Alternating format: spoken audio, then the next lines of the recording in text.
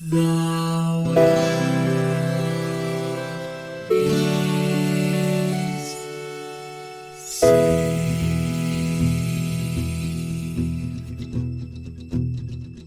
The living room's dark, save for light being cast from the big TV screen and the imminent sunrise that's teasing the one starry sky with whispers of morning. Hey, George. Hey, Lions. How's it going? It's going good. I'm glad to see that you have your blue shell of all languages, because otherwise we wouldn't be able to understand each other. And so we need that magical blue shell so that we speak the same language. Exactly. Well, I mean, that's how this podcast is able to reach everybody in the known universe, actually. It's a pretty powerful shell. It is. We just leave it laying around for reasons, but, you know. But, yes, so what game did we play? We played Sydney Hunter and the Curse of... I want to make sure I get this right. Because it matters. They actually make fun of it in the game. Sydney Hunter and the Curse of the Mayan... with an N. And then early in the game, they actually are like, it would be Maya, like as in the people, like the curse of, like on the Mayan people, the Maya. And so they make fun of the title being wrong inside of the game.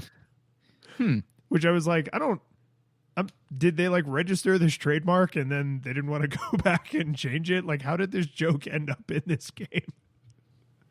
Yeah, no, that is a very specific joke, but and it's something that is in my notes. It doesn't surprise me that type of joke though gets made, because I kind of get the feeling that type of information is what this game is really centered around. Yeah, agreed. So we have to do like a first time ever thing. So we're gonna do this before we do anything else. I want to, in the interest of being genuine to our audience, do a little full disclosure moment. So a PR firm reached out to us and was like, "Oh, hey, you maybe want to like review this game on like your podcast for games?"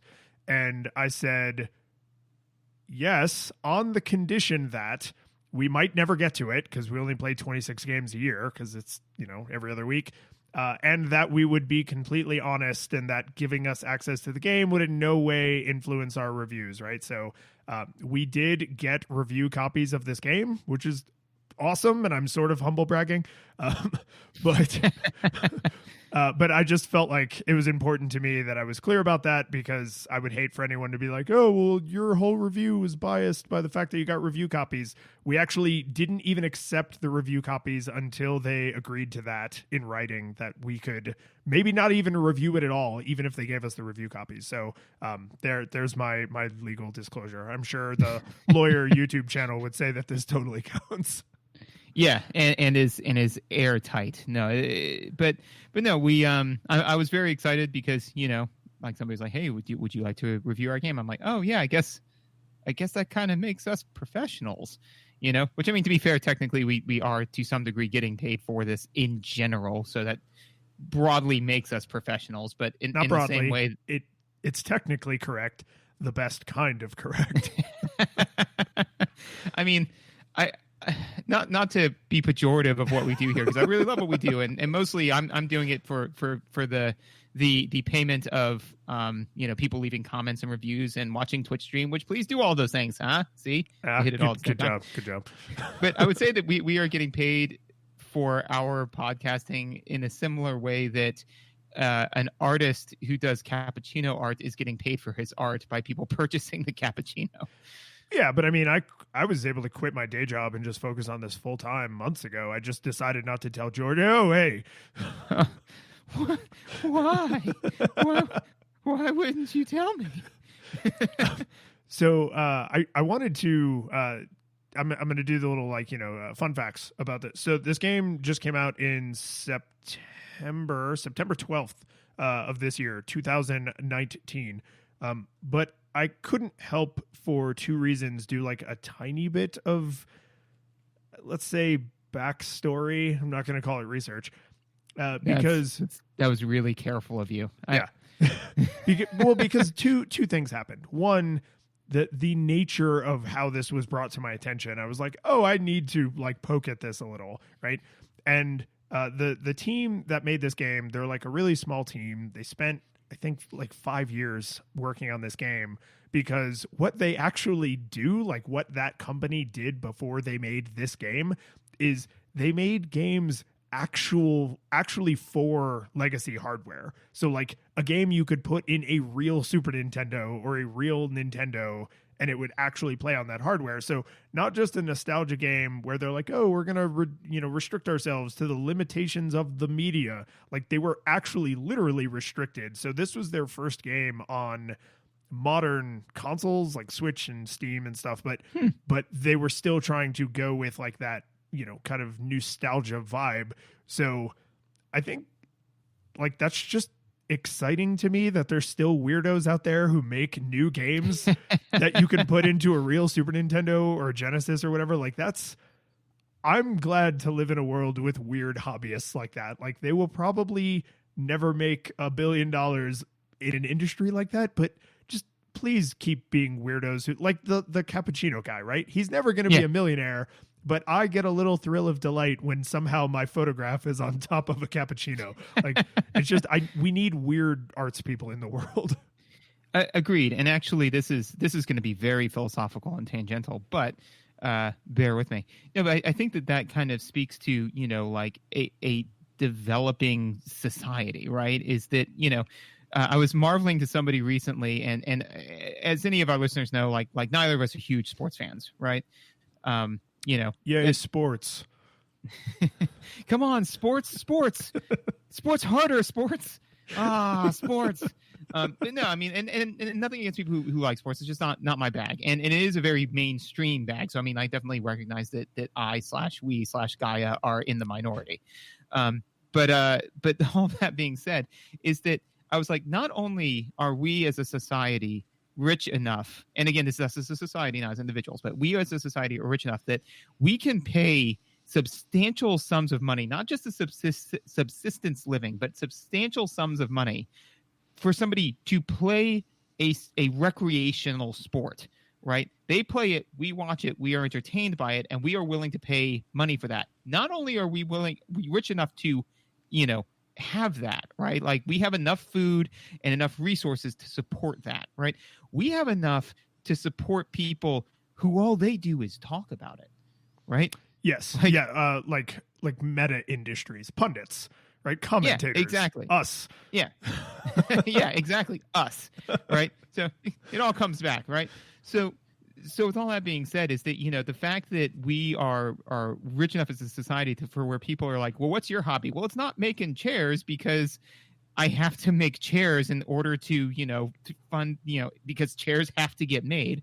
It's, like, what do you do? It's like, I do something that is 90% just for me and 10% because some people enjoy doing it. And I really think that is, and again, this is, I don't want to get into all of the broad spectrum politics of like how unbalanced all of this is. Yeah. But that being said, just I don't want to get a whole bunch of ads of like, oh, white privilege, whatever. Like I get it, But that being said, is that I think that these are stepping stones in the right directions to where people can actually say like, yeah, I have this weird hobby, mostly for me, but it does bring a little bit of joy to the world, and that's a good thing. Yeah, that's the Star Trek future, right? Once you're post economy, then everybody just does what they love, and it's wonderful. Yeah. The one other sort of justification of backstory is I did the social media thing, and I was like, oh, hey, Twitter, I'm going to stream this game right now. You should come watch me on Twitch. And I mentioned the producer of the game, or I guess developer and producer. They do it all. CollectorVision Games. And then I was playing for like, I don't know, 10 or 15 minutes, and the project lead for the game came in and was like, oh, hey, this is my game. And then sat there and talked to me about it and watched me play it for like 90 minutes or a couple hours. So I actually saved that entire session and left it on my Twitch. So there will be a link for that in the show notes. It's not, I mean, I'll be upfront. It's not like, oh my God, a developer is really in there. But it was just like a really cool moment for me to be like, oh, I'm not only playing this game, but somebody who directly worked on the game from a very small team, so somebody who was like deeply involved in producing the game, is like watching me. And then I was like, yeah, this is when the review's going to come out, and I am going to have to tell myself not to be self-conscious about the fact that you're probably going to listen to it, right? So like it, you know, when we've played games from ages ago, or even like the NEWstalgia games we've played, like I'm more or less confident that those developers are not just sitting around listening to us. They should be. They absolutely should be. But I don't Everyone should be. Yes, totally. But I don't think that a lot of them are, because they probably have like families and stupid crap. So the fact that this guy took some time away from whatever other thing was going on to like dip in a little and like talk directly to a player, I was like, oh, this is pretty cool. And again, not humble bragging, just full on bragging at this point.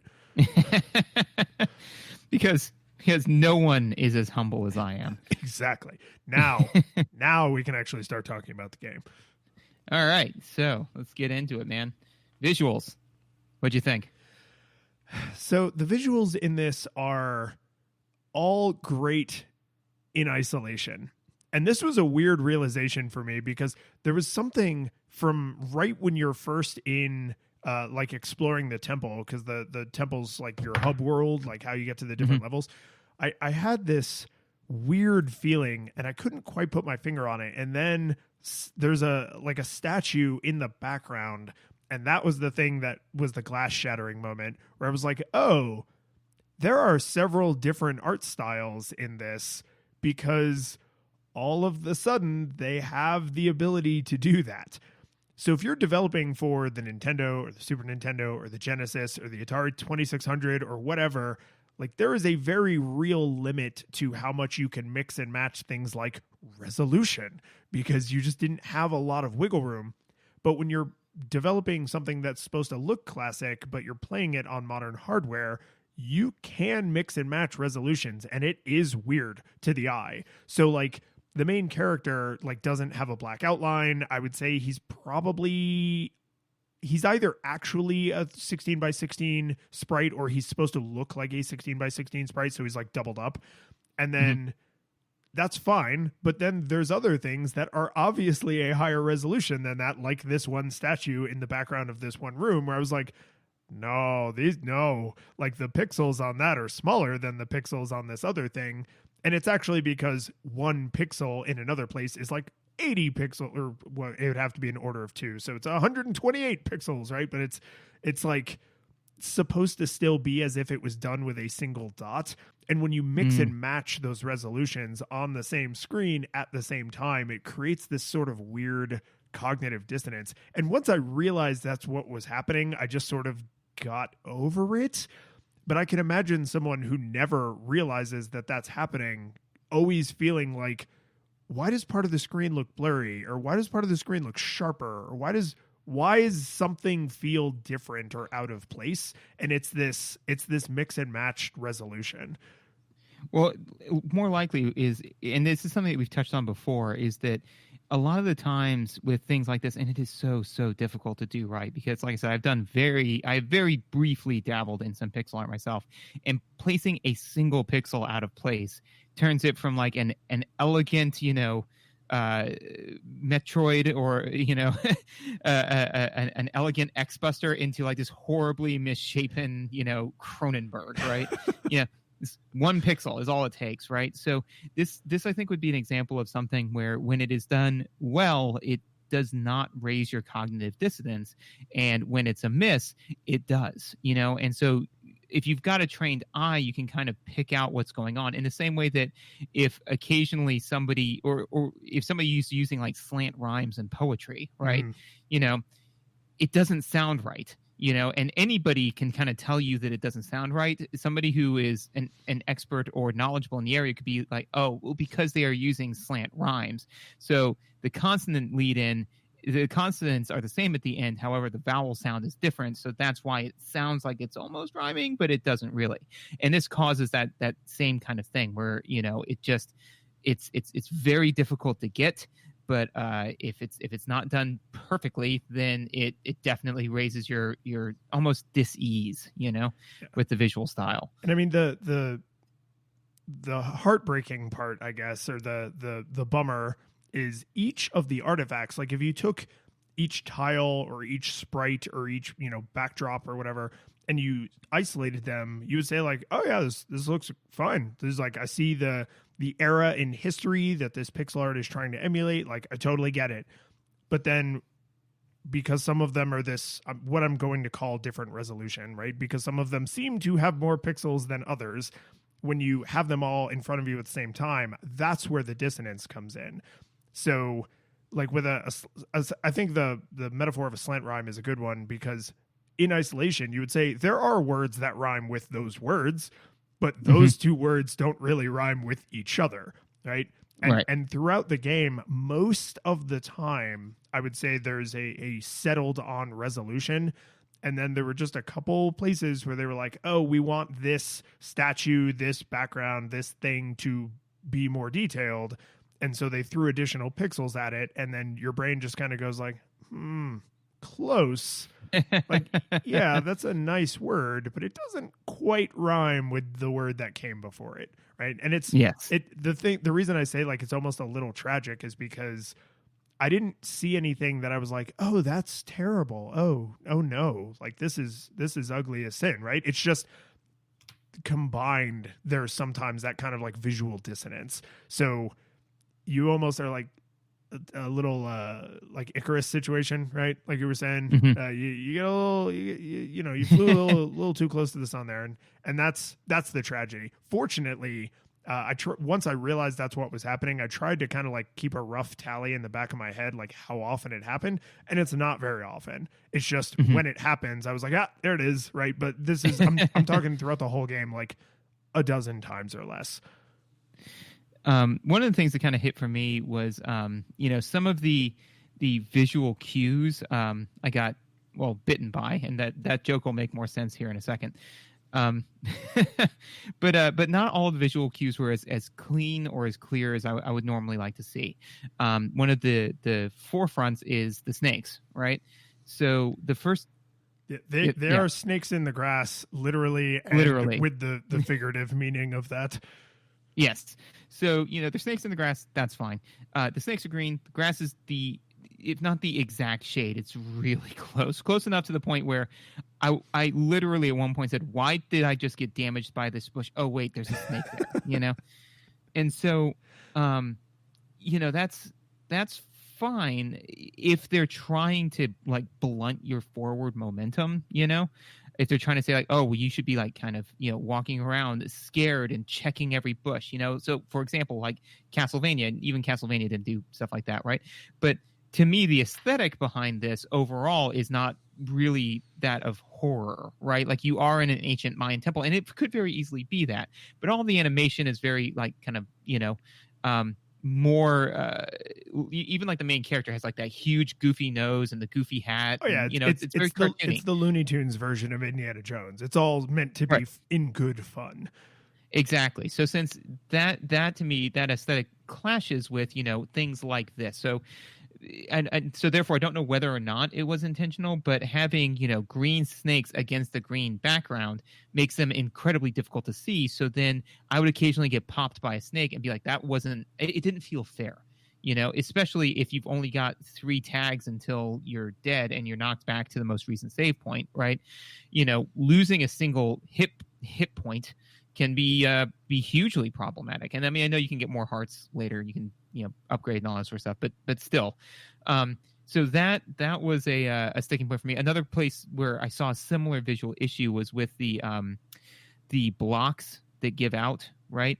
Oh, like that crumble away. Yeah. Right.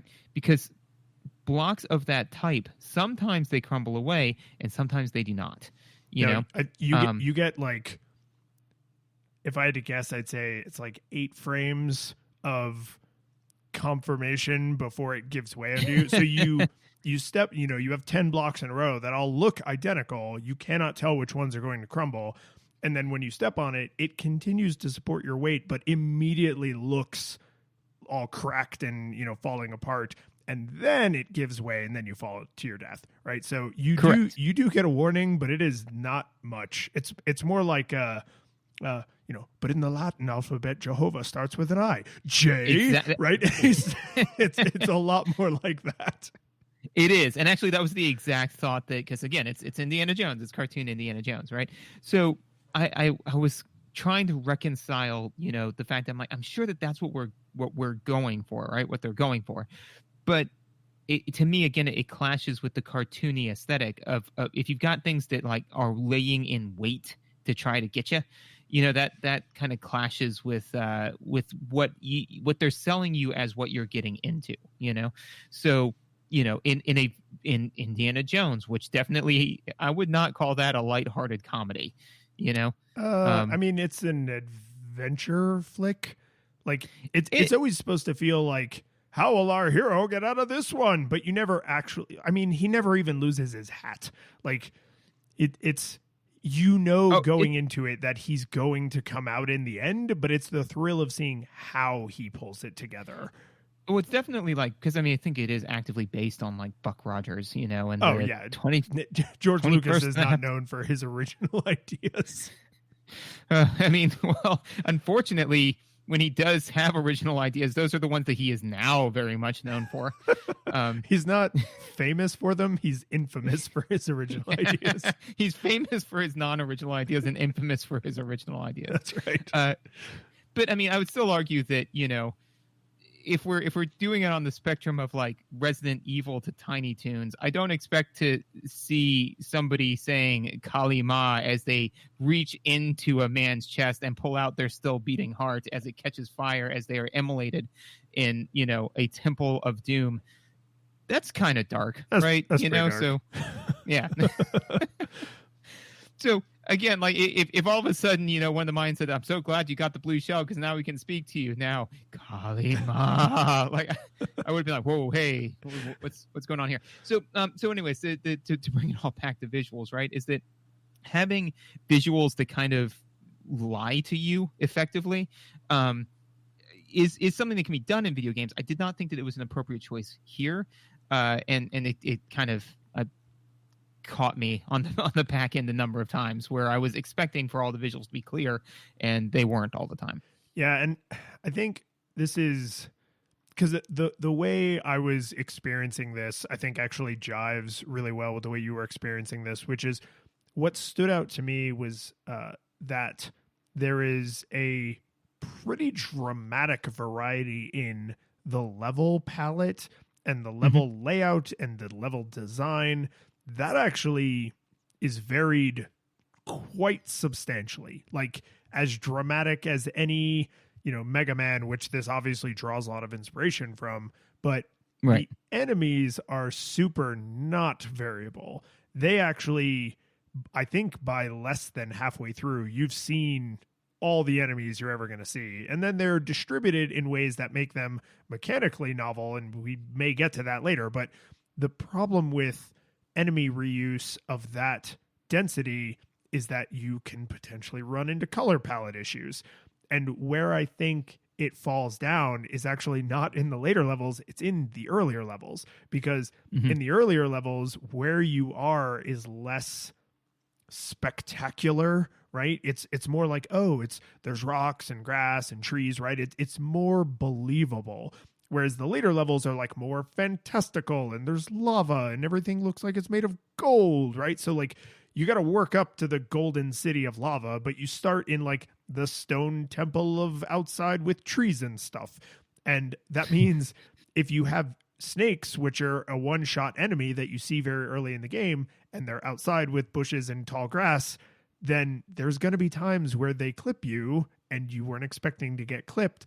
But it's happening to you at a part of the game where you're just learning the visuals and the mechanics and you only have 3 hearts, right? Yep. By later in the game, when everything's made out of lava and gold, those green snakes really stand out. And also you have 10 times as much life and you get an item that makes you take half damage. Because green is red's complement, which means it makes it pop out. Yeah, exactly right. So I almost feel like those things should have been reversed, right? When I'm way more likely to get tagged, make it harder for me to be the one who made that mistake, right? Make it more likely that I, as a player, didn't execute whatever I needed to do, like a red, like a coral snake, like it's red and black, but it's against a green background, so it really stands out. But then later in Gold and Lava Land, then it's harder to see the coral snake because now there's lots of other reds and oranges and things, right? So like I have more life. It's okay to take those little pot shots just to remind me that the world is dangerous. When I can die in like 2 seconds, maybe don't remind me so much that the world is dangerous, right? And I know this is drifting heavily into mechanics, but like I think you could have solved this mechanical issue with a very simple like color change. Just don't make the enemies so invisible, like gray bats against gray stone and green snakes against green bushes early on. Make them harder to see later when every mistake doesn't just end my current run. Right. Which then starts to impact the cycle time, which will be on my tombstone, right? The one I've got a couple of other notes for visuals. The one other one that I wanted to, I've got a couple of throwaway notes, but the one beefy one that I kind of want to talk about because I'm not sure what your experience with it was, but for me personally, the hitbox for fire, specifically the fire shot at you from the gatekeepers, I did not. I don't know, man. It might have been my own skill, but I did not care for the hitbox on those giant flames that come at you. I was more intensely aware of it because they are a one-hit kill. So if you screw that up, you're kicked back to the most recent save point, right? And so there were a couple of times where I was like, no, I jumped over that, and I know that they try to disincentivize you from jumping over that, which I didn't really, because I was like, then make it more impossible for me to do that. If you don't want me to play, if you don't want me to play the way I want to play, if you want me to play the way you want me to play, then that's fine, especially early on. If you're trying to teach me the way to play the game, all that's fine. But then make it clear that I can't do this thing. Make the fire like half again longer, so that way I'm not trying to jump over it and then getting clipped by what feels to me to be an unfair hitbox. Especially with fire can be really tricky because if you make it look, the more and more you make it look like fire, which means that it has like licking flames, how do you handle the hitbox on those flames, right? Because if you include those flames in the hitbox, it really feels unfair, even though you are technically touching the fire, and if you don't include them and you drop the hitbox too low into the licking flames, then you could be like, man, I'm just passing through these flames. It doesn't make any sense. So it's definitely difficult to do, but I felt that this time, there were a couple of times when I got tagged that I really felt that I had cleared that particular flame, and I apparently hadn't. So I wasn't too keen on the hitbox, at least in that instance. So I will say that I noticed that as well. I swore my way through that first fight with the Guardian door because I was like, oh, you're supposed to jump over the flames so that you can like murder him faster. Yeah. And I think that is the exact thing they're trying to communicate to you, because there are like 2 stones you can stand on that are floating that will let you stay out of the range of the flame. And if you're on the ground, you better have that jump perfectly timed, right? So it feels like they're just sort of letting you know, like, there are things in the world that will one-shot you no matter what. And one of the NPCs literally even tells you this, right? Like, yeah, the fire that comes out of its mouth will kill you, so don't touch it. And so it feels like visually they're trying to set up like, you can stand up here safely and this boss will take way longer for you to kill, or you can go in and try to murder house it way faster, but if you make a single mistake, you're donezo.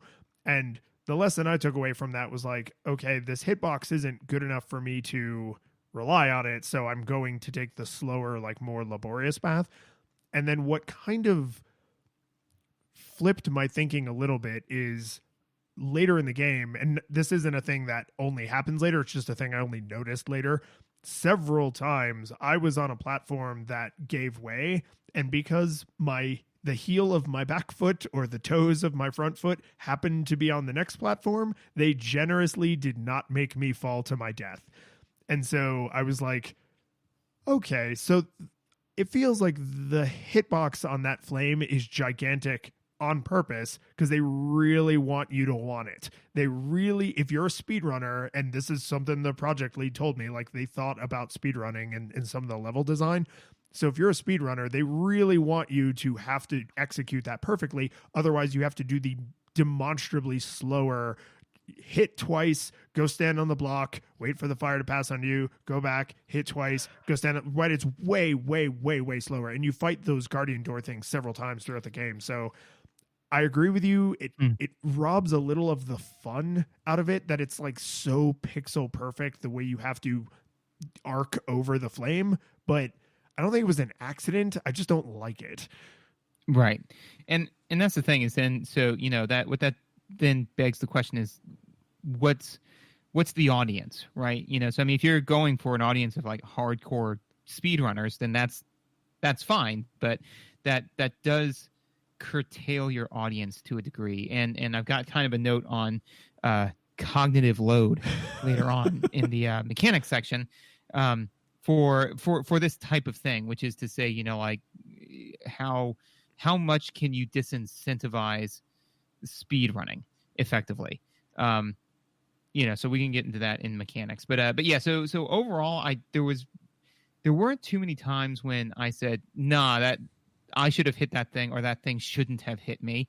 So overall, I felt the hitbox was pretty decent. I did feel that on the things that one hit kill you was, in my opinion, where the hitbox was a little shakier, and those two things clashed pretty hard for me, because I was like, well, if it's one hit killing me, it should be really generous on the hitbox, you know? Like if I get tagged by a snake accidentally, I'm like, whatever.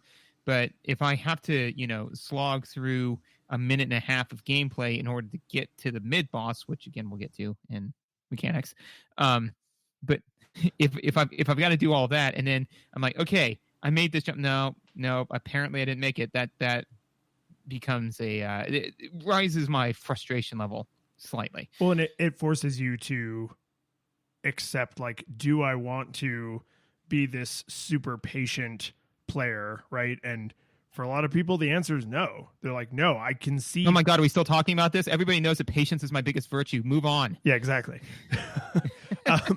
So two things that I want to, one I already kind of said, but like I was actually really happy with the level appearance and like its kind of general design and layout, because they're not linear, right? Their Mega Man levels are very linear. These are more like modern Castlevania, kind of like sprawling levels where you sometimes you backtrack, sometimes you go over there, sometimes you have to go up and left and then back to the center and then up and right. So there's a little bit more like variety. Metroidvania. Metroidvania-esque. Yeah, you know, you get keys and the keys open the doors, right? And so there's a little bit more in like how you explore the world, which I enjoyed. You would.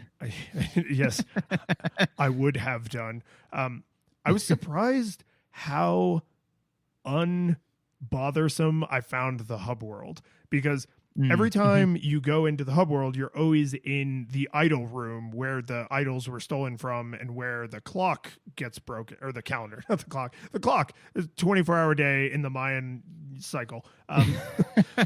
Yeah, where the calendar gets broken, right? So I like, you always end up there, but the hub world is just small enough that I didn't feel like annoyed when I would have to go to a level or go like, oh, I need to go to the shop. It's like 2 screens over.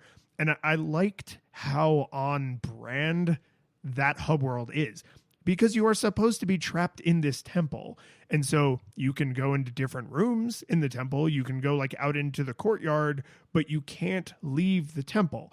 And if you're in a building, how do you get into the courtyard or into other rooms? Through doorways, right? So like it actually makes the world feel a little bit more cohesive, because it's like, oh, there's the water area and the lava area, and then there's the jungle platform area, right? Which can feel super disjointed in a platformer game, but because it's like, oh, the jungle area is like up and outside in the courtyard, and then the lava area is like down below the temple, like in the basement, right? So it just, it makes everything feel more connected in a way that platformer levels are often distinct, isolated artifacts with absolutely no connective tissue. And this is like a stupid thing to care about, but I like when a world feels like it makes sense.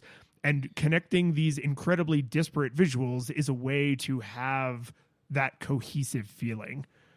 Yes, and I would agree with that. That's also something that I really appreciate in the game is when the world feels like a world, because it would be very easy to,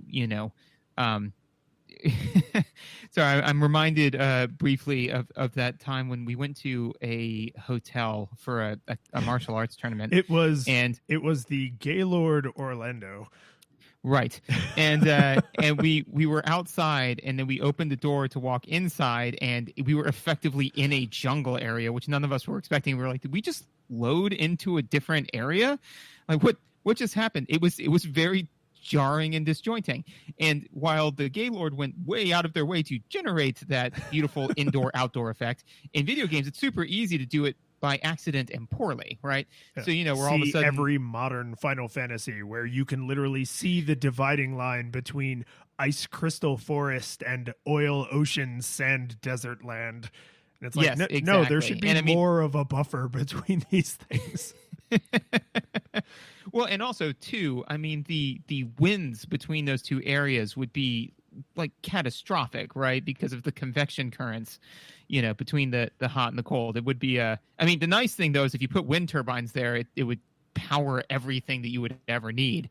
Yeah. But so side story, the like Tinkerbell like universe, yep. like hers. Oh, I'm so glad because I wanted to bring this up. Yes. Please continue. Right. So like Pixie Hollow is like a forest. And then there's like the seasons like live on like the north, south, east, west of Pixie Hollow. And, yes. And one of the stories, I have children. Also, I love Disney, so I don't care what people think of the fact that I know all this. So, one of the seasons is winter, but it's attached to Pixie Hollow, which is kind of always in like late spring, early summer. It's just like beautiful all the time. And so there's a clear dividing line where literally the snow is always falling. And then on the other side of that line, it's never falling. But I can accept that because magic. I'm not saying it makes any damn sense, but like if you think of, like Sonic, right? Like every Sonic game, like each world or stage, each stage is completely 1,000% different from the stage before it and whatever stage comes after it with zero connective tissue, right? So either make your world entirely magic and then I'll just give up on the concept of physics altogether, or have a little bit of connective tissue. Give me the Mayan temple that separates the jungle from the lava. Right. And so as we were kind of discussing, like it's very easy to just kind of say like, okay, you're in the new stage. Here's the new hotness. But a world that kind of brings it all together, at least in some cohesive hub where, I mean, even a game that just says, the answer is don't think about it, Morty, like that's, which is basically what the magic is. It's like, it's magic, all right, but yeah, so no, I appreciated that as well. One of the other things that, just two minor throwaway things. One of them was, I liked the highlighting of the character to show which was talking in, the body text screens. In the little like discussions with NPCs. Yeah, I thought that was just kind of a nice, easy, elegant way to say like this person's speaking. Now this person's speaking. This is what this person's saying. Especially because they do throw a lot of text at you, which can become problematic depending on what the age range is that you're shooting for. Because luckily, I don't think that there are too many hard. Like you could play this game without being literate, but you wouldn't really get nearly as much out of it. No. So it does again curtail your audience a little bit, not severely, but anybody who's 5 or younger is not going to have the patience to go through those huge bodies of text. But that being said, is that when I was reading it, it was very easy for me to be like, oh, okay, this is the Maya talking to me, and this is now my reaction. So I really appreciated that, and also the way they tell you how little air you've got left. I've never seen that before, where it's just a number above you counting down. Like and it's not mapped to seconds, which makes it a little bit more tense because it's a high number. It starts at 15, but then it counts down rather quickly. Yeah, you're like 15, 14, 13. You're like, oh goodness. But it's really clear. It's really clean. I mean, like everybody. I mean, Teddy can't read. He can't read those bodies of text, but he can count to he counts weird. He arguably has counted to 100, but the speed at which he accomplished that feat makes me think that he kind of skipped over a few things. 1, 2, 98. Good job, because kiddo. because he was counting, which I mean, literally counting sheep is how you put some people to sleep, right? So I wasn't really paying attention. So he's like 1, 2, 3, and then I blacked out for some period of time, and then he was like 57, 58, 59. Dada, what comes next? I was like 60, and then I was like, wait, did he? Like, how long have I been driving? Where am I? And then he was like 98, 99, 100. What comes after 100? I'm like, what is happening? But anyways, all that being said, is that even that is something that somebody of his age, because he's 4, like they could recognize 15, 14, 13. It's like, yeah, as that number goes lower, like you were closer to death, and it is bright and colorful. It stands out, but I I preferred that to like the choices that Sonic made, which is just kind of like an intermittent doorbell followed by the sound that will haunt you until the day that you die. Yeah, and the number almost feels like a nod to Sonic. Like, hey, what if the number in Sonic had been useful instead of terror-inducing? Dun dun dun dun dun dun dun dun dun dun dun dun dun dun dun dun. Yeah. Lay down, try not to cry a lot. Cry a lot. I do need to call out the frame rate. I'm going to say issues because part of me wants to be really generous and be like, oh, they did this on purpose to give it a nostalgic feel. But then the consistency with which it happens under certain conditions, I was like, no, I think it's actually just struggling. So you played on the Switch. I played on my PC. I'm pretty confident my PC can handle this comfortably. So I don't think it's... I don't know, man. Yeah. You're known for... I mean, to be fair, how would you know? I mean, IT is not your strong suit. It's really not. It's an embarrassment, if anything. But I feel like this is not my hardware struggling with the software, right? Because certain environments, like certain collections of enemies on the screen paired with certain weapons like the throwing spear, really just drag the frame rate down a lot. And it seems to duck a consistent amount. So it's like the frame rate never dipped to like 25, then 20, then 12, then 6, then pop back up to 18, then pop back up to 30. It actually feels like it's ducking almost a specific amount. Like the game engine is like, and it's going into like lower frame rate mode until it's done processing, and then it spikes back up, which I'm sure it's not quite that tight.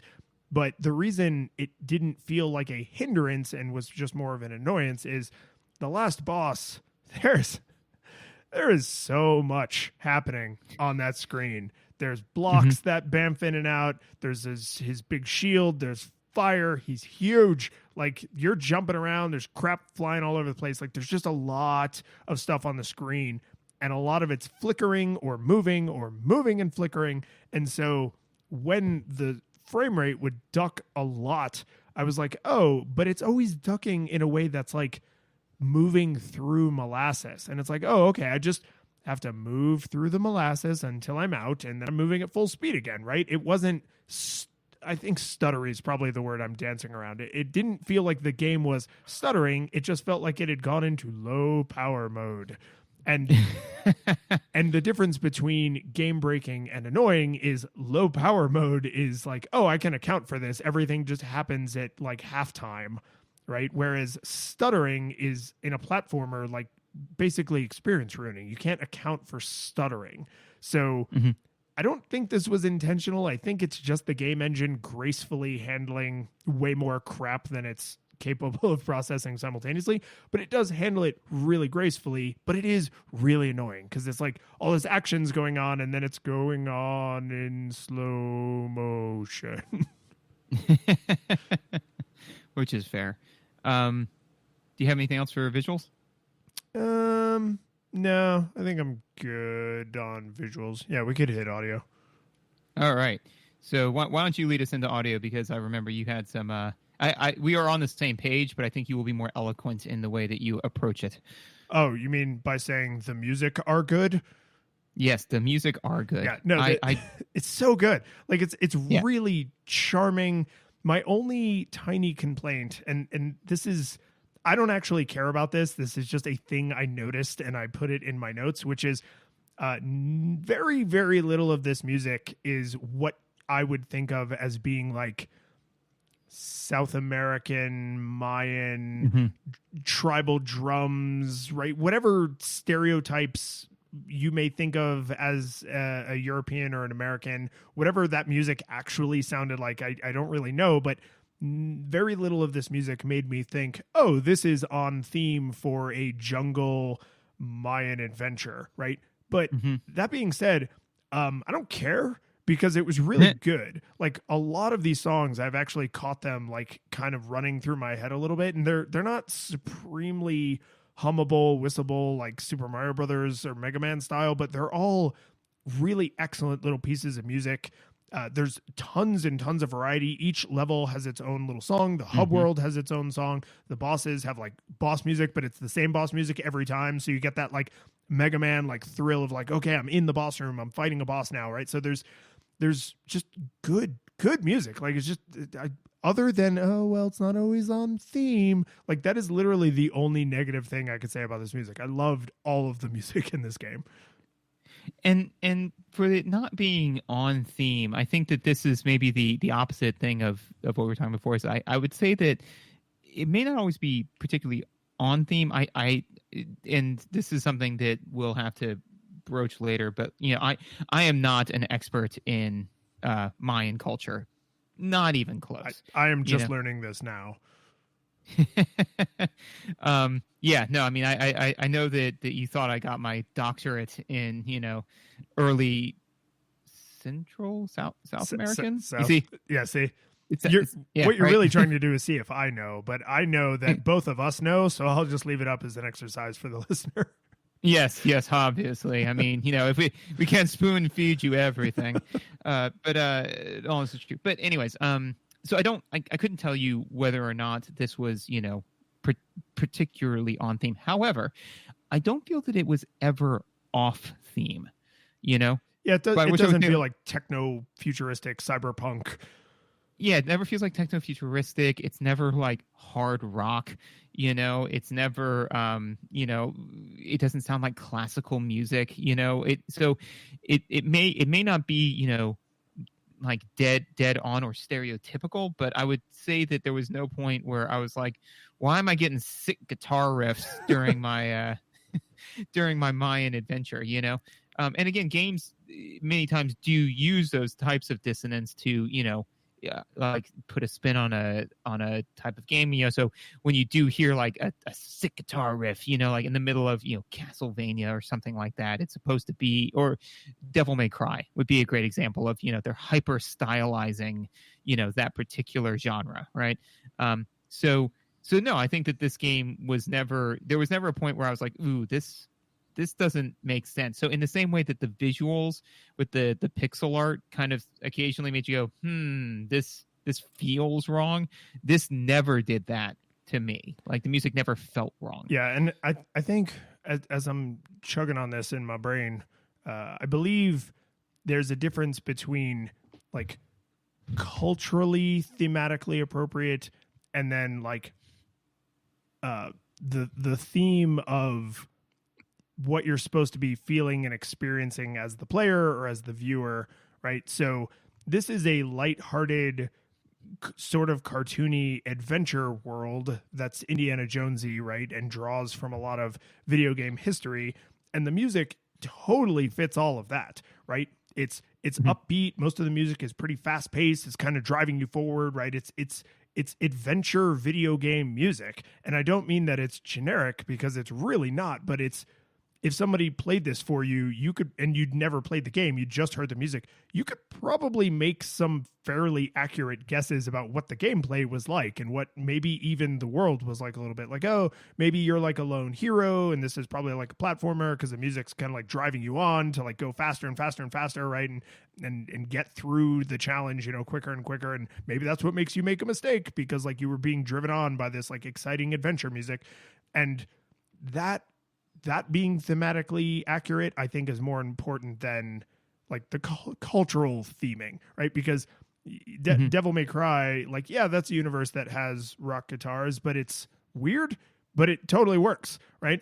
Castlevania, like the newer Castlevanias, there's lots of like rock guitar for no reason, but they make it work because the actual composition of the music fits the style that they're going for, even though, yeah, they probably did not have, you know, electric guitars in like the 1400s or whenever those games are supposed to be taking place. So it's, I prefer thematically appropriate to like culturally sensitive, I guess. Mm-hmm. Well, I mean, I think this is definitely tangential, but a great example of, you know, thematically appropriate is the fact that all of Doom's the Doom 2016's music is all, you know, like that death metal, but it's actually a modulated chainsaw noise. So they took a chainsaw and then basically like effectively auto-tuned it. So that way all of the music has this kind of gritty feel to it because it's an actual chainsaw. Yeah, like, there is a name for that like genre of music where you use like power tools and like garbage and machines and stomp. Things. Yeah, I mean Stomp. Yeah, it's Stomp. Yeah. Yep. It's Stomp. It's like the Blue Man Group. What were we talking about? Oh, right. Yeah, no, so I really liked I really loved the music. I thought that it, like I said, even though it may not have been, you know, Mayan traditional music, which I totally know what that sounds like, I did really like it. One of the other things is and this is just something that, again, I think helps with world building, is that the music and sound effects change when you go underwater, right? And so that does two cool things that I really like. Is one is it does really kind of make you feel much more so like you're in the game, especially in a 2-dimensional platformer. It's very easy to kind of check out and see it all as, you know, like a puzzle, right? So this it pulls you in because when your character goes under, it sounds like you're underwater, which is great. Also, too, it makes you intensely aware of when you're underwater. And when you have a 15-second-ish amount of time before you die and you're underwater, I always knew exactly when I was underwater because I could hear it. And that's a fun little visual cue that we saw in Celeste, and I called it out in Celeste. And I think that was the first time I really noticed it. That was maybe not the first time I've seen it, but that was the first time I noticed it. So the fact that I'm seeing more of that in games is really good. It's very similar to like when a flashbang or something goes off and you hear the ringing, you know, like stuff like that. You know, it's like, my tinnitus, malt, you know.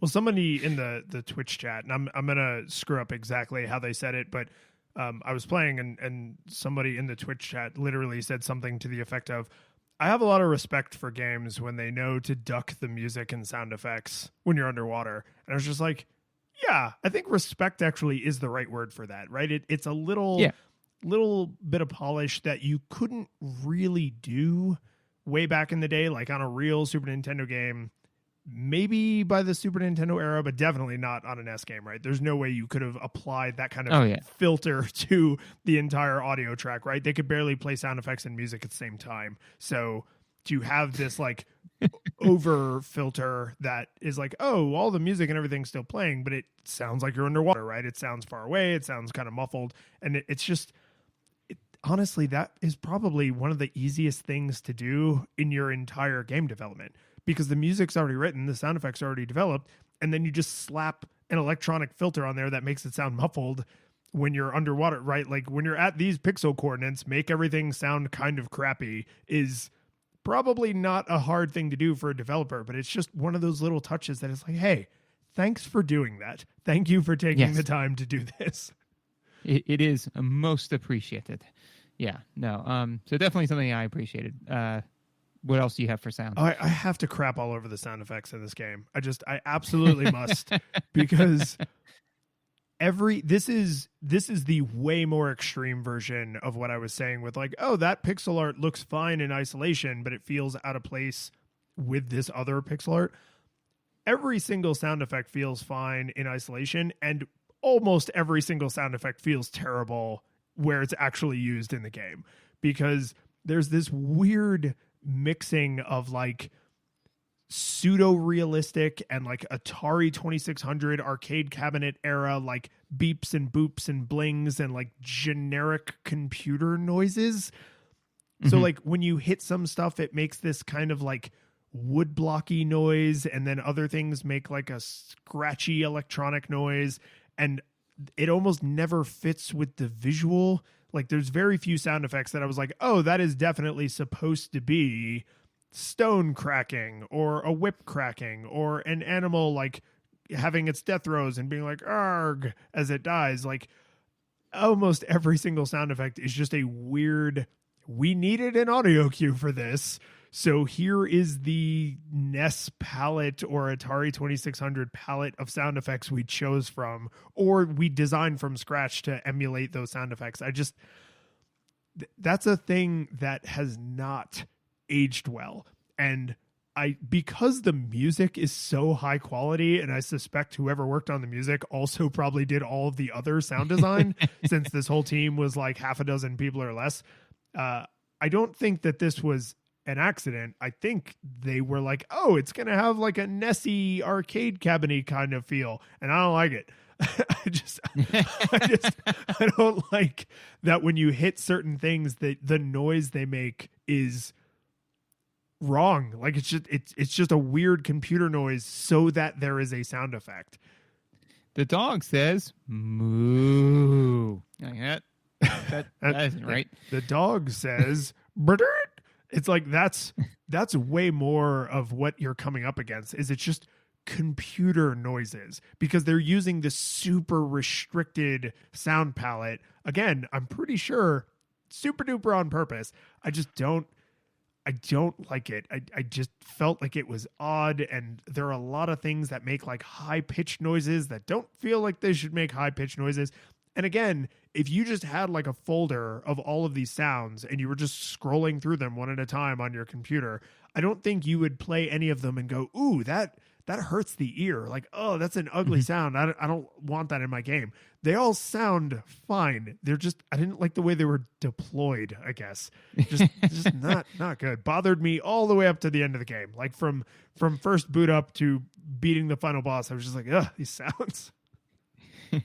From cradle to grave, which is interesting. Again, this is a quick side note, but because we use the phrase cradle to grave, quite regularly, which is fine. But at one point I said, like, yep, when I'm putting Lizzie down for a nap, it can sometimes be troubling from cradle to grave. And I suddenly realized that, yeah. So for our audio listeners, which is, all of you, my eyebrows just damn near popped off my forehead. Yeah, no, it was one of those things where, because you get used to saying that to mean from beginning to end, from cradle to grave, and it works 95% of the time. But if you're referring to any activity you're doing with your child, do not use from cradle to grave. Well, especially when you literally mean putting her in her cradle, right? Like you found maybe the worst combination of circumstances to utilize that particular phraseology. Yeah, but that being said, is because I would agree with you that that a lot of the sound effects do not sound like they belong where they are. But to your point is, like on a scale of 1 to 10, 10 being nailed it and a 1 being a complete pooch screw. I would say that this isn't on the necessarily on the lower ends, because as you said, none of the sound effects are offensive. I mean, and that is something that even modern day devs mess up. I was playing Civilization 6 recently, and there is a unit called the Vatu or something like that, where it's an Indian unit that's an elephant, right? It's an elephant, Indian unit, makes sense. And all of the units make these like super normal, realistic, like clashing noises when they fight, and the elephant makes an elephant noise, except that it's 10 times louder than anything else in the game. And you're not expecting it, especially because it's a specialty unit for India. So if you haven't happened to fight India during the phase of the game where they have that unit, you may never notice it. I've been playing the game for months. I had not fought one of those units. So I was like, alrighty, engage this unit. And it was like, and literally Megan was like, what is that? And I was like, it's this one specialty unit. And then it happened like 3 or 4 more times. And I was like, don't worry. I killed it. And then like out of the fog of war that I can't see, another one comes and makes that noise, and Megan jumped again. I'm like, sorry, there was another one. So I said all that to say this. There was none of those moments in Sydney Hunter, where the sound made me jump out of my skin or made my skin crawl or anything like that. It is very much so the dog says moo, No, I mostly just learned to register that a noise happened to match up with whatever visual I was seeing. So like if I'm trying to hit an enemy that takes multiple hits, the noise that it makes when you hit it may not make any damn sense, but I just used the fact that there was a noise as confirmation that a thing happened.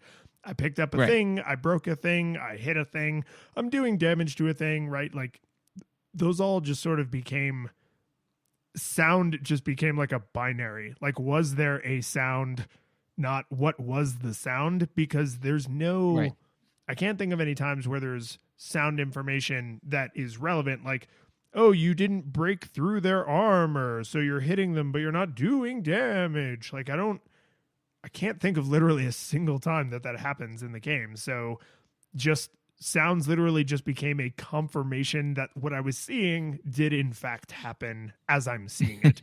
And that's it's it's not like I don't hate it, but I nothing it. Like the sound effects just became like the worst kind of window dressing, where I was like, yeah, I'm not even thinking about sound effects anymore. And what makes it so shocking is to just juxtapose that to the music, which I was actively seeking out. Like when I had to backtrack through some levels to talk about, collecting skulls, which I'm sure we're going to get to soon. Like I actually went into a couple levels and I was like, oh yeah, this level has this music. Awesome. Right. There's nothing like that in the sound palette, but definitely in the musical score. Yeah. Do you have anything else for sound? Cause yeah, no, that was probably a pretty good segue to talk about the talk about the mechanics. So when we talk about collecting skulls, I don't want to talk about that right now. I want to talk about something else. So what I want to talk about is because so this game made me kind of realize something that I was unable to put together until this game. So I was very happy that this happened. Unfortunately, it's not a good thing, but it was an epiphany that I had, right? Oh, and again, I'm going to give this one giant disclaimer, which is, I have designed exactly 0 video games. So I'm going to sit here on my glass throne in my glass house and just throw stones until my arm gets tired. So all of that being said, I got to talk about cycle time, right? So because should we just rename this whole section of the show? We should. It's just then we talk about the cycle time. Then we talk about, but no. So there are save points. A lot of games use save points. That's fine. However, a lot of the times where the save points are is relatively far away from the thing that's likely to kill you. The one that, and also too, because it is a save point, it loads the game as it was when you saved, which is again a distinct choice. So any skulls that you collected between when you hit the save point and when you died, you have to go recollect. And some of them are a pain. And some of them aren't even a pain. Some of them are just time consuming. It's just far away, or it's through a room that you can't traverse quickly because there's fire or whatever. Exactly. So, and the wait times is kind of its own little thing, right? But yeah, so like there was one where there was a save point and then a gate guardian, right? The one that I kept dying to because of the fire thing, right? And there was a skull in between those two, and I went and I collected the skull, and I went and I fought the bad guy and I died. And after about the 4th or 5th time, I just stopped collecting the skull because I was like, I'm gonna go kill this guy because collecting the skull is taking me an additional 45 seconds. And I'm tired. I've collected the skull 10 times, right? So what I realized, though, is that there are plenty of other games that, have save points and longer cycle times. It doesn't bother me. Immediately, I went to compare this to Celeste, and I was like, because, that's my go-to, right? Is I was like, oh, Celeste cycle time is like, lickety split. But there are games with longer cycle times that don't bother me like this did. And so I had to, that was cognitively dissonant, so I had to reconcile it. And here's what I came up with, is that cycle time varies proportionally with the degree of failure spectrum, right? With the wideness of the failure spectrum, right? So what that means, or to vaguely translate that, is that the deeper of a failure state you can be in and still be successful, the longer the cycle time can be, right? So if you take Celeste, there is no failure spectrum for the most part, right? Yeah, no, is that you're either and done. alive, yeah, you are either alive or you are dead, and so thus the cycle time is lickety split fast, and that works, right? If you take a game like Skyrim or Metal Gear Solid 17 or whatever they're on now, what is there 5 Metal Gear Solid 5, yeah. 5. Okay, but I remember you playing that game, and we've used it as an example before, where like the idea is that you go in and you're super stealthy, but if you can get a little bit found and then super found, and all of this, right. The situation can slowly get out of hand, but you can reel it back in, That being said, though, is I'm sure that if you die completely, you restart the mission, right? No. If you die, it varies slightly from game to game, but if you die completely, you typically restart at some secret checkpoint that happened that you don't necessarily know happened. Because it's such a heavily narrative-driven universe that there's just lots of... It's not unlike in a Resident Evil or Last of Us, or a lot of, like, I'm sure all the modern Call of Bro Duty shooters do this, where you entered a room and you didn't realize it, but that was the end of one sentence and the beginning of another sentence. And if you die during that sentence, you start at the beginning of that sentence, right? So... Right. Because if a mission in some of these games can literally take 30, 45 minutes, an hour, right? Yeah. So if you had to start back at the beginning at the 59-minute mark, it'd be maddening. Nobody would do it. Right. So, so even that has a threshold to the degree to which you could do it. But again, I'm sure it's not it doesn't set you back 30 seconds like it does, or 10 seconds like it does in Celeste. No, right? It'd be a matter of minutes. Right. So maybe 5 minutes, maybe 10 minutes, something like that. Right. And this game does not set you back that far. Ooh. It sets you back like maybe 2 minutes, but still, because especially, and again, when I became aware of it was when I was fighting a thing that could one hit kill me. Right. And I'm like, this is frustrating because I went from being fine to being completely dead and now being set back 2 minutes. So I didn't get the time to like slowly start to trip and fail and fail, and then say, okay, I've now been failing for like 30 seconds consecutively. I kind of deserve to be set back a minute. It's like I was perfectly successful, then I made one mistake, and now I'm set back 2 minutes. So to me, like I said, the amount the length of your cycle time is basically proportional somewhat to the length of your failure spectrum, right? The scope of your failure spectrum. And this game, I do not feel always hit that perfectly, right? Which is to say that there were times when, because there's a lot of times when you take hits, and I do feel that there was a failure spectrum because you can get 4, 5, 10 hit points, and all this sort of stuff. But in the beginning, when you have 3 hit points, right, that's still fine. But the fact that things can one hit kill you and set you back 2 minutes, that's frustrating, because it suddenly takes what you think is a failure spectrum and narrows it down to a single point and punch you back 2 minutes. So I have a rare opportunity to tell you that they in fact thought about this, and you just disagree with the conclusion they came to, which is totally fine, because I'm actually 100% with you on this. I don't like when I'm in a situation where my options are perfection or not perfection, when that is not kind of the stated expectation of the entire game, right? Mm-hmm. And the reason I know that this is something they thought about is because you always reload to a save spot unless you haven't touched what would you call those things? They're like little statues, idols. Yeah, I'd call them an idle. Yeah. Okay, so you reload to the little save idle unless you haven't touched one yet, in which case you reload to the beginning of the stage.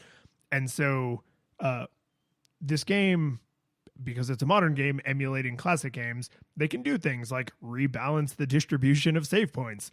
And they did that because when they originally released the game, people were just kind of like, wow, these are like really few and far between. And the developers were kind of like, yeah, it's hard. It's a hard game. Like we meant for it to be hard. They're like, could it be slightly less hard? Because you don't have save spots are like you choose to save, like you walk in front of it and you press up, right? So you could, if you wanted to, just ignore them and have a user selectable difficulty in that way. Or you can be a giant coward, collect that skull, go back and save, and then go fight the boss so you never have to collect that skull again, right? Which I caught myself doing a couple times. But there's this one level, literally only one level in the game that has a single save spot at the halfway mark. And I know that because I happened to be playing when the developer happened to be watching, and I have like one hit left, and I'm just like screen after screen. I'm just like, where the hell is the save spot? Because, oh, by the way, this game has no map, right? Sprawling levels, no idea which direction you have to go in. You just have to figure that out. And so, so I'm like getting more and more tense because I was like, I'm going to die and I'm going to have to start this entire level over. I really, really don't want to do that. And then he pops in the chat and he's like, oh yeah, we specifically designed this level to be difficult for the speedrunning community because this is the only level that can potentially set you way back. All the other levels, if you've been hitting all the save spots, it just sets you back a little. And I was just like, but I'm not a speedrunner. Like, I don't want to deal with this. And the save animation already takes so long, no self-respecting speedrunner would ever do it. So I was just like, I get what they're going for, but I'm landing completely on your side of this. Like, I just don't always like the way the cycle time pans out, but we are in a weird position as game critics where I can say for sure they thought about this and you and I just disagree with the conclusion they came to. Well, and that's interesting, because it's kind of like saying, hey, I joined this 5K because I want to get into shape and, be better than I was. And for all of these reasons, that's why I'm running this 5K. And it would be like the leaders of the people who brought the 5K together be like, that's cool. But during kilometers 3 and 4, you need to be running at a minimum of 15 kilometers per hour, period. Like those are the rules. We will literally kick you out of this run if you're not, because we want to encourage like world-class athletes to join, and it's like that, then that makes me not want to run the 5K at all, and maybe I, again, never developed the game, but there are plenty of speedrunners that speedrun games that don't have things that are specifically there, for speedrunners. Like it's and I mean, speedrunning is a relatively modern phenomenon because early competitive video gaming was, can you get the highest possible score? Like in Pac-Man, the highest possible score is literally breaking the game because the counter can no longer count numbers that big, right? So speedrunning is a more modern type of competitive video gaming that includes older video games because they're very predictable in a lot of ways, as well as newer video games that are specifically designed with that community in mind. That being said, I just need to really reiterate, the save animation takes a freaking eternity. There is no way that anyone who is trying to speedrun the game would ever stop and save, because the total, like the aggregate of all of those save animations would also ruin your run. Just like if you died and had to start the level over, that run would be ruined, right? Like your attempt at the record would be ruined. So to only have a single save in that level, because it's like, oh, we're trying to make this level difficult for someone who's trying to do the level quickly. And it's like, someone who's trying to do the level quickly would already have had to start the level over because they would not have been saving as they went through the level. So there could be a save spot every 10 feet and it wouldn't change anything because they would not be using them. it'd be like saying, like, we removed all the rest stops on this highway because we don't want we want long haul truckers to be able to make their times better. And it's like, they're not stopping at the pit stops anyways. They're driving through them because they want to make their time. Yeah. You know? Yeah. So it's like I said, we're in a weird position where it's like, yeah, they definitely thought about it. And I definitely wish there had been some more friggin' save spots, or that in some cases, not more, but placed differently. And in the later levels, they seem to have gotten more squeamish about it, because in the later levels, it felt like there was always a save spot right before the boss, like one screen away at most. But in most of the earlier levels, sometimes it's like 2, 3, 4 screens away, where you could definitely lose hearts or die on your way to fight the boss. And that's, again, feels like it's reversed, right? Like, shouldn't it be harder later? Well, and one of the other things that, while we're kind of talking about the save points, I want to touch on is that, so the save points are in an area where there are enemies, right? And that seems, kind of like a, whatever, right? But because activating the save spot makes you regain all of your health and saves the game, right? So it's not a checkpoint per se, it is a save, right? Totally. So I find, and I'm sure other games do this, but I found it a little bit like frustrating, because what would happen is I would go hit the save spot, climb up a ladder, and while I was climbing up the ladder, an enemy tagged me and then died, right? And I was like, and I just went back down, hit the save spot again, got my heart back, walked back up, got like 3 or 4, but unless I was through that screen, all of the enemies were effectively pointless. They just wasted my time, because I was not going to leave that screen at anything less than full health. The only thing they did was make me backtrack the save point 15 times versus once. Whereas, if it was, in an area where it's like I could save and then, collect some whatever, but actually get a rest and take a beat, and then move on to like the next screen, which is, I think, the way kind of Shovel Knight does it, is most of their, checkpoints are in a screen that's all that's in there is the checkpoint,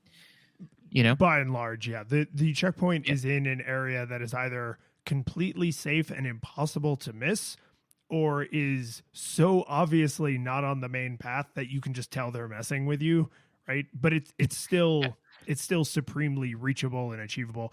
And I think part of what we're seeing is our partial disagreement with the distribution of the save spots at all.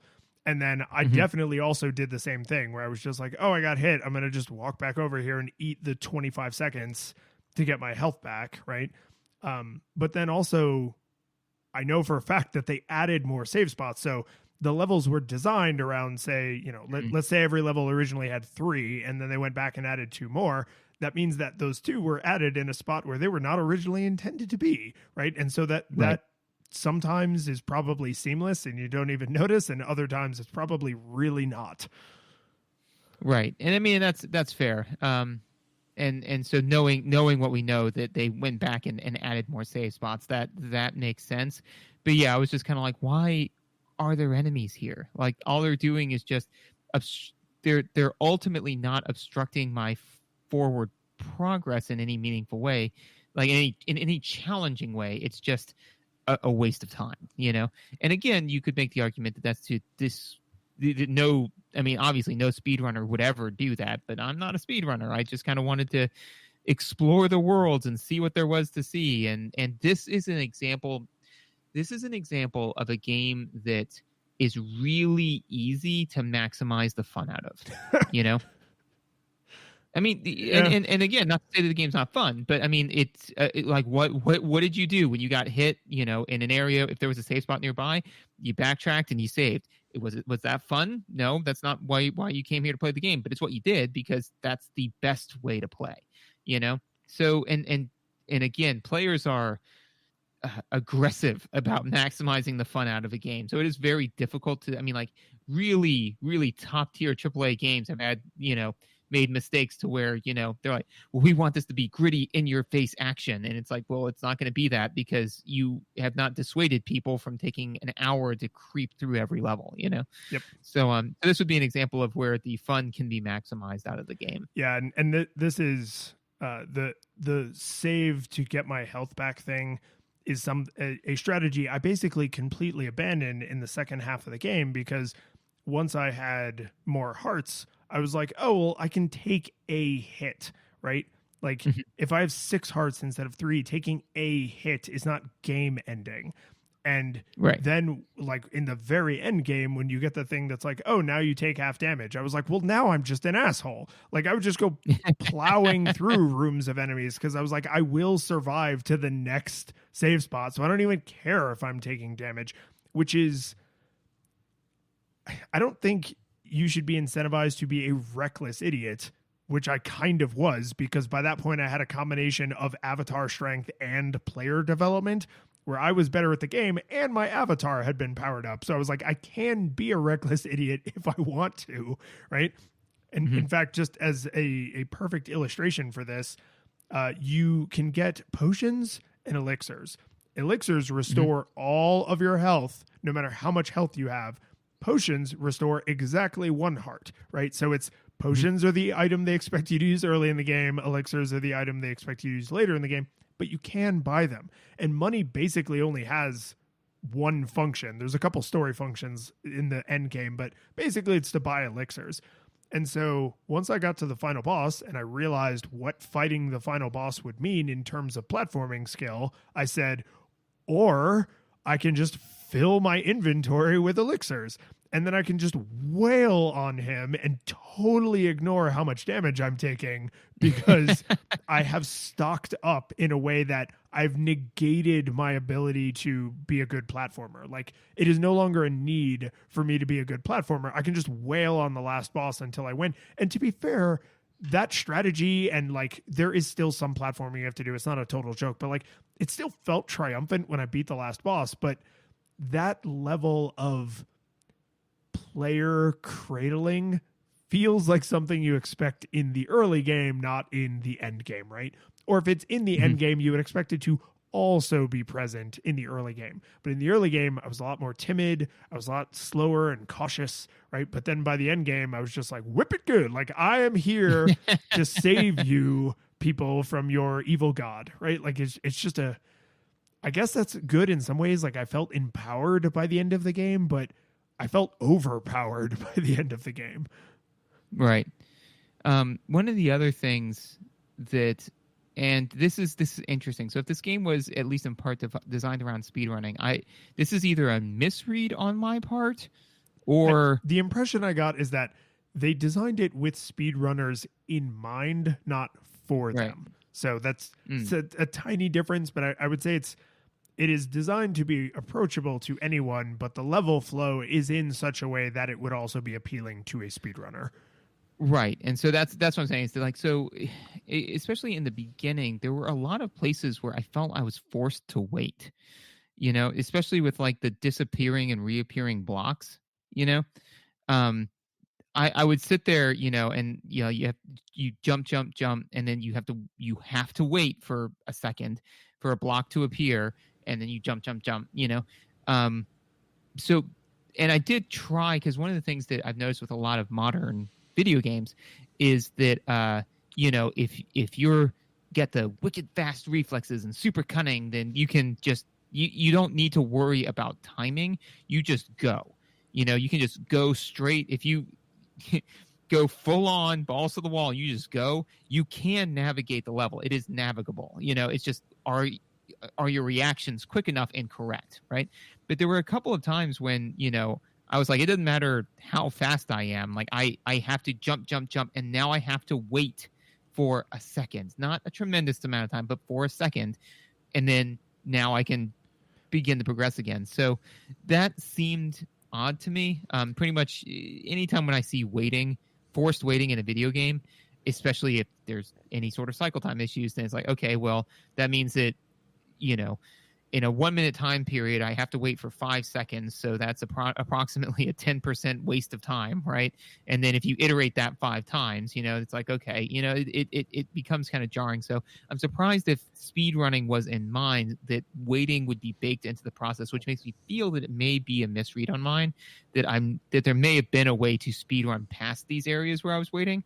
but I couldn't intuit it when I was playing. Yeah, and I think that's the generous interpretation, right? The generous interpretation is there is a way to do this way faster without the waiting. We Gaia just didn't figure out what it is, right? And the negative, like cynical take would be there is not a way to do this faster, and everyone would just have to wait here. No matter how fast you are at all the other parts, you would have to wait here, right? That's the cynical. And then the flat out negative way is they thought they designed this section with a way to do it faster and they didn't, right? So like this isn't speed running, but like the kinds of crazy things people get up to in video games. Super Mario 64 is like one of the most weird challenge games in existence for some reason, like where people just keep coming up with crazier and crazier challenges. Like, oh, can you beat it only using your butt to control it? Like just weird, insane things. And one of the can you swallow the controller and use it only from the inside? Yeah, through stomach cramps, from indigestion. Like it's very weird. So there's this one part in this one challenge where the goal is to beat the game pressing A as few times as possible. And so in, I think, the Wii re-release, like the virtual console on the Wii, there is this platform that like goes down and then goes up. But on the Nintendo 64, the math to make that happen was truncated in a different spot than it is on the Wii. And on the Wii, eventually that platform will rise all the way to the top of the screen. But it takes like 47 hours. So if you are willing, if what you're optimizing for is pressing A the fewest number of times, then you can just stand on this platform until it eventually rises you up to the top of this platforming challenge. And now you're up at the top, right? But that is obviously not what they meant for you to do. Like that is super duper obviously not what they meant for you to do. That is the community being clever and frankly weird. So when you know that the flow of a level was maybe not built for speedrunners, but built with them in mind, that sort of forces you into a box where you have to say either this part of the level was not designed as well as they meant to, or I didn't figure out what the trick is to, deftly glide my way through this platforming challenge. And so, I'm like, I don't have the answer to that, but there were definitely times where I was like, okay, I gotta wait. Okay. And then there were a handful of times where I was like, I bet if I run at just the right time, these like fire traps are timed such that I can make it through all of them. Right. But there were a lot more times where I caught myself doing exactly what you were doing, where I was just like, okay, I guess I got to wait. I don't have to wait that long. It's not that big of a deal. Yeah. But it literally halts your forward progress. Right. Which is, again, something that you don't really realize how spoiled you become on not having that until all of a sudden. And this is tangential, but a great example of why I outright refuse to play Mario Maker, because like I have just, I've become spoiled on the fact that if I, just wildly improvise enough that I can just run through a level at full speed and get through it, So if there is waiting baked into a level, it's it's like running full tilt into a sliding glass door, like, cause you're like, I've got it, bam, which definitely didn't happen to me when I was 11. So yeah, one thing though that I really want to make sure that we touch on is the Mayan theming.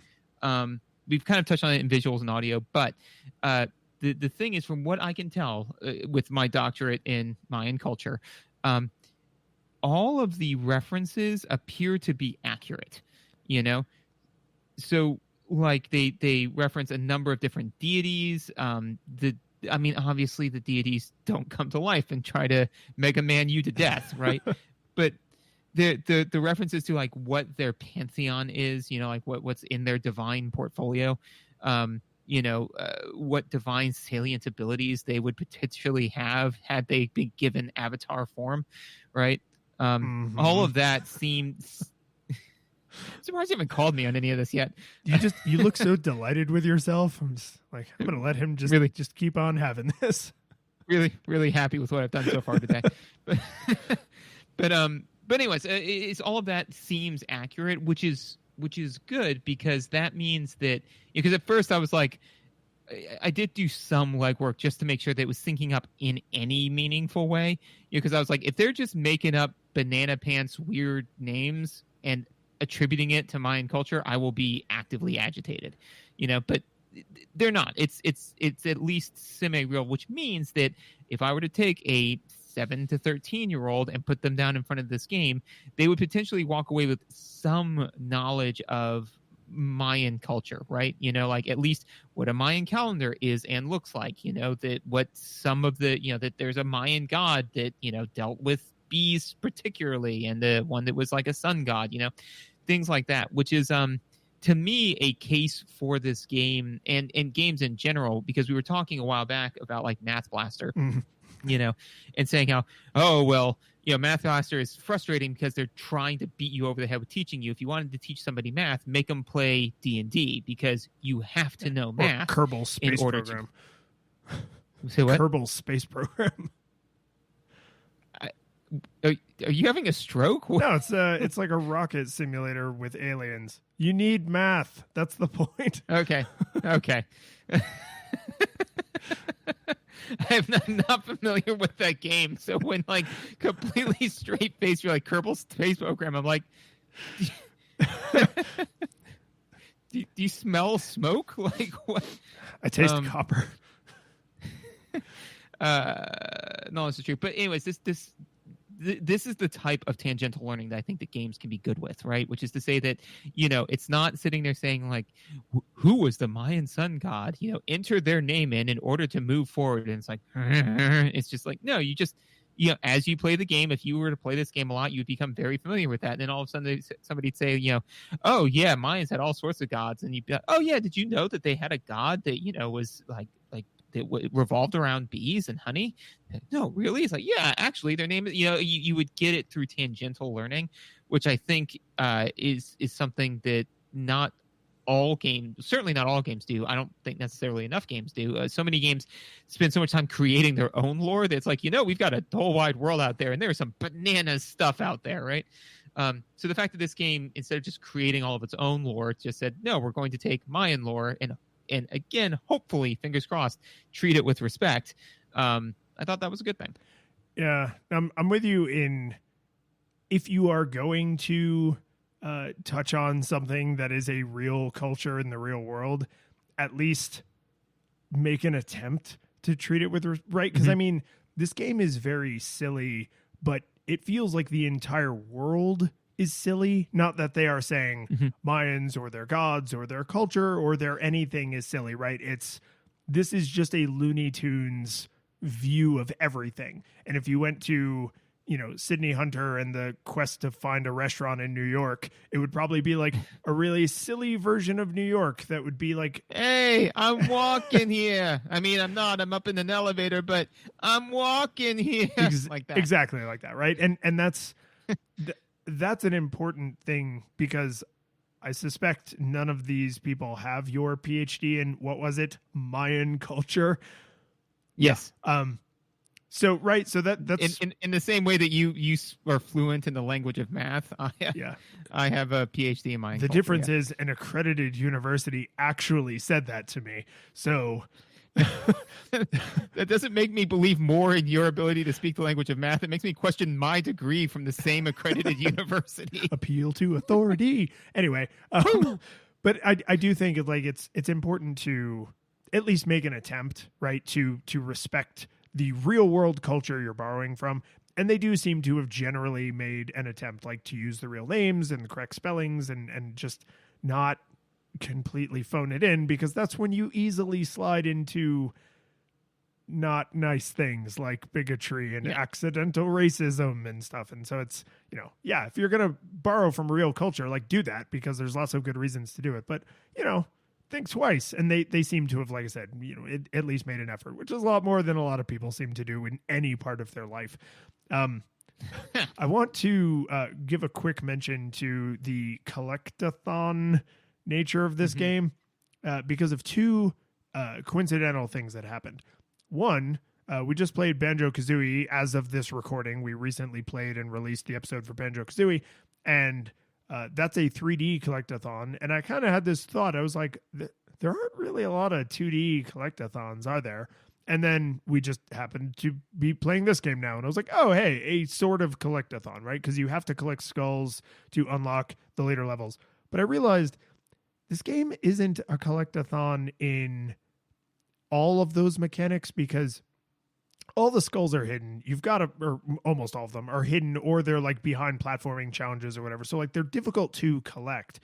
But it is thrown very much in your face from the word go that you have to collect them, that they are hidden, and exactly how many you need to finish the game. Because since the entire hub world is the temple and the entire temple is accessible to you from the word go, you can literally just walk to the hallway that has the last boss room in it and see, oh, the highest number of skulls I've seen over a door is 100. So there are either exactly 100, and I better not leave any on the floor, or there's roughly 100, and I can be picky, but I don't know how picky.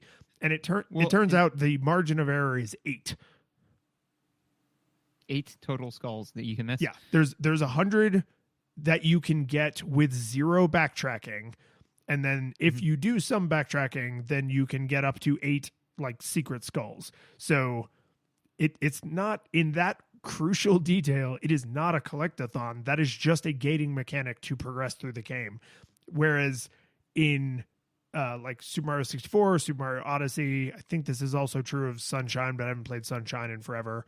Galaxy was the same way. There's a thing you have to collect, but the abundance of it relative to how much you need to progress forward is like 10x.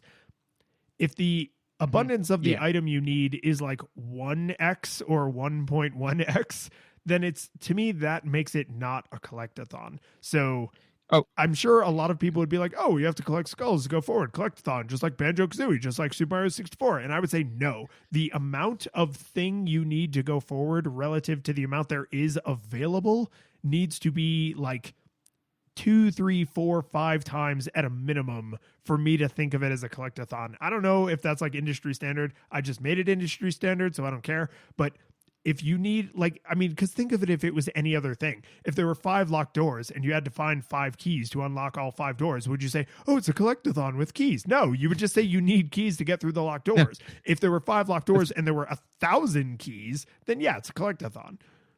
Yeah. I mean, it's not a collectathon, it's to escape the room. No, I agree completely. Is that in order for a thing to be a collectathon, right, like you said, is that there has to be, you cannot inherently have to collect all of it in order to participate. For example, a CCG, which is a collectible card game, right? You don't have to have a copy of every card in order to play the game. That's the point, right? Is that, you have to have a base level of cards in order to play the game, and then you get more cards, and that changes the way in which you experience the game. That's a collectathon, right? Is that as you collect more things, it changes the way you experience the game. It is not a requirement to experience the game. That is a gating mechanic, right? And so it is in my own personal opinion, a poor gating mechanic when the gate is, the further away the gate is from the gating mechanic, right, the worse the gating mechanic is, right? So, like, for example, if they said, hey, you absolutely need to learn this skill. We're going to teach you this skill 10 minutes into the game, right? And then it's 3 hours into the game that you realize that you didn't learn that skill and you have to have it to progress. That's a poor gating mechanic, right? Any game developer would tell you so, right? So if you've got to collect, 100 notes or 30 skulls or whatever, and I see one and I say, I don't know if I have the skill level, I don't know if I have the patience or the time or whatever, I'm just going to skip that one. Like, I've collected the majority of them, so I should be fine. And then you find out, many hours later, potentially, that no, you absolutely had to collect that. Then it's a gating mechanic, and not necessarily a good one. yeah, I think that, and again, in Mario, absolutely 100% not the case. Like, you could collect what? I mean, how many stars do you need in order to beat that game? For Mario 64, like 80, something like that? Oh yeah, like 90? literally a quarter, I think, or half of the available stars. About half. Yeah. Yeah, And then somewhere around half to beat the in game. Odyssey, I think it literally is like 30% that you need to beat it versus what you need to like get the true ending. But here's two things about the collecting of crystal skulls that jumped out to me as I really started to grind on this. One is they tell you from literally the first level that you're going to need skulls, that they're hard to get, that they're all hidden, and here's how many you need to unlock each door. And before you go into a level, like if you're just standing in front of the door, it tells you how many keys are in that level, how many you found, how many skulls are in that level, how many you found, and if there's any special items in that level and whether or not you found them. So they make backtracking way less daunting because they're giving you a lot of clues up front that this matters. Like, since they give you a ledger that's like, hey, this is where you keep track of all the stuff you've collected, that sort of implies like, and we expect you to fill the ledger out, right? So there's a lot of like pushing in the right direction.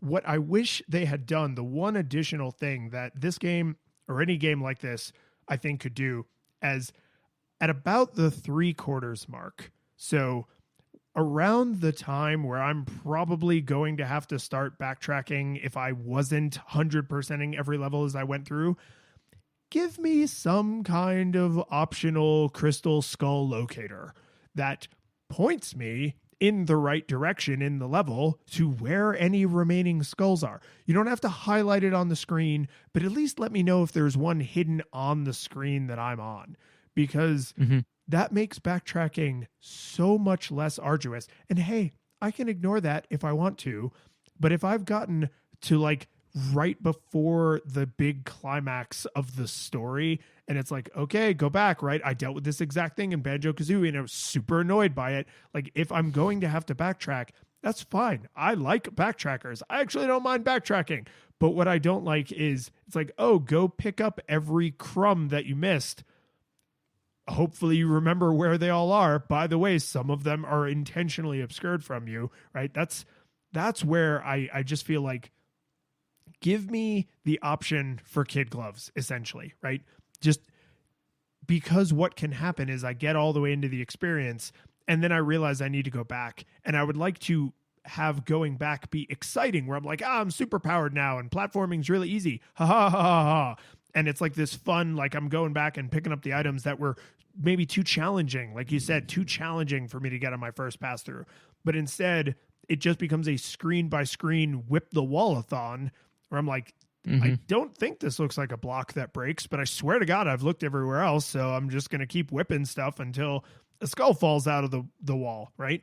And that now to be fair, when you whip, do you whip at below average, or good? Oh, I would say I consistently whip it good. Okay.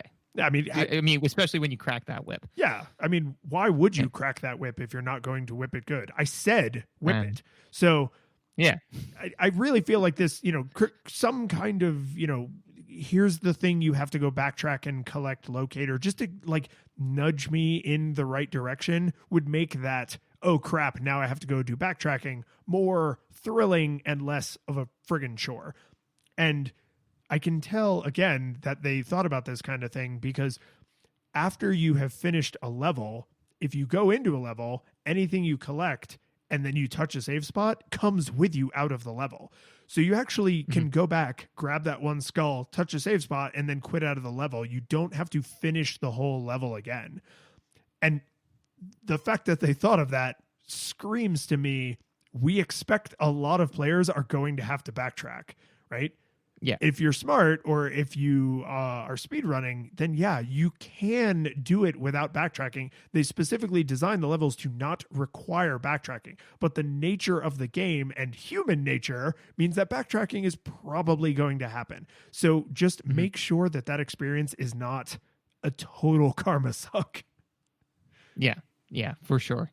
So do you have anything else? Yeah, my one final note, I just need to, we've played a lot of indie games for the show and just as people who play video games. And I have critiqued before the indie humor that often makes its way into indie video games. And a lot of the humor in this isn't bad. It is groan worthy. There was just a lot of times where a joke would get made and I would just go, right? Like, because like a little part of me finds it funny. Like the part of me that's still, a 9-year-old or an 11-year-old is just like, yeah, okay. I see what you're going for there. Very funny, guys.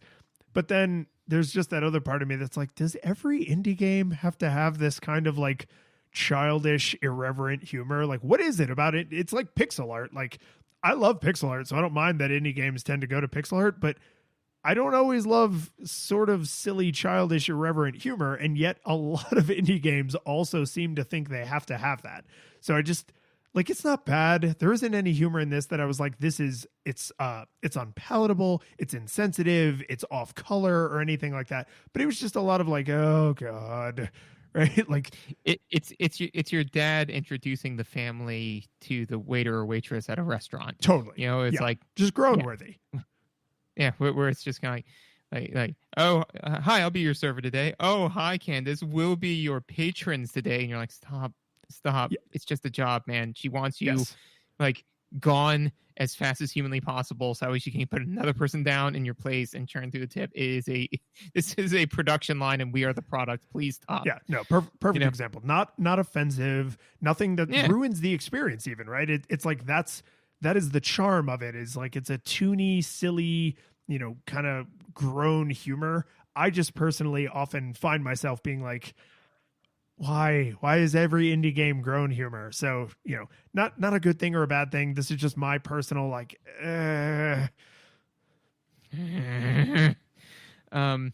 So with that in mind, does this game learn from other games and does it hold up? So, yeah, did it learn from history? Did it learn from history? And I think phrasing that specifically matters, because what we didn't touch on and what we could probably do an entire, additional several episodes on is all of the things this is obviously cribbing from Castlevania and Zelda 2 and Mega Man and DuckTales and some other arcade games that I'd never even heard of. Like there's a bajillion places that this is obviously shamelessly copying from, right? This is an homage to those earlier games, right? In the way a lot of modern indie games are. And that is neither here nor there.